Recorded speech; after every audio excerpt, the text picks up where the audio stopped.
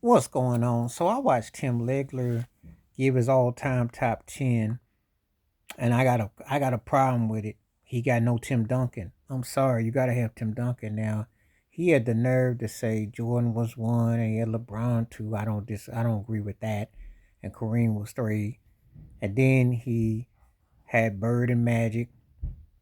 Then he had Kobe and Shaq. And I want to say Bill Russell, Will Chamberlain, and Steph Curry. You got to have Tim Duncan in there. You got to have Tim Duncan in there. Who would I pull from that 10? It's not a popular point to say. First of all, LeBron is going to be about 9 or 10. Steph Curry is going to be about 9 or 10. I probably have Curry over LeBron personally. I probably got to pull Kobe to about 11. As great as he was and impactful as he was, but I got to have Tim Duncan in my top 5. I'm sorry. Tim Duncan got to be there. I can't take Tim Legler's top 10 seriously. You don't have Tim Duncan there. Come on now. If you call that man the greatest power forward ever, if you look at his track record, 5-1 in the finals, and he was one of the few superstar top tier people who could go at Shaq and Kobe, did different intervals. This guy was beasting. I don't think people understand how, you know, how tuned he was, the big fundamental. You got to have him in your top 10. The only reason why Tim Duncan, and he's the most disrespected NBA superstar ever. I got Isaiah Thomas right after Zeke, but Tim Duncan got to be, because they're going to start trying to say, well, he was boring. He wasn't this. That's why they're trying to push the Kevin Garnett theory. Heck, you got some people who hated Karl Malone are going to push that, and they'll say Barkley. They don't want to give Tim Duncan his love because he didn't play the game. He didn't play to go along, get along. He did his thing.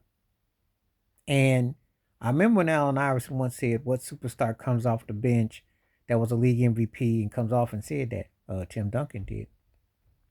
That's who did it. And I'm going to tell you something. I said this before.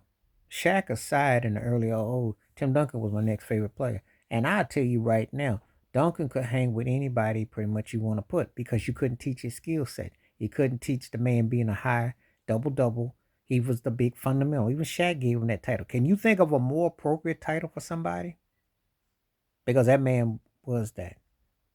And it's the reality. But they're trying to. The Tim Duncan takedown has got more to do with the fact that he didn't sell jerseys. It's got nothing to do with skills. They know that man was highly skilled. They know that they haven't seen another power forward who displayed the agility. Because even though, I'm going to say this, Kevin Garnett, stat wise, was more Peyton Manning. But Tim Duncan was more Peyton Manning in how he played off of you. And the thing about it is, you weren't going to beat him doing his thing, but he could beat you doing your thing. I don't think that hurt me.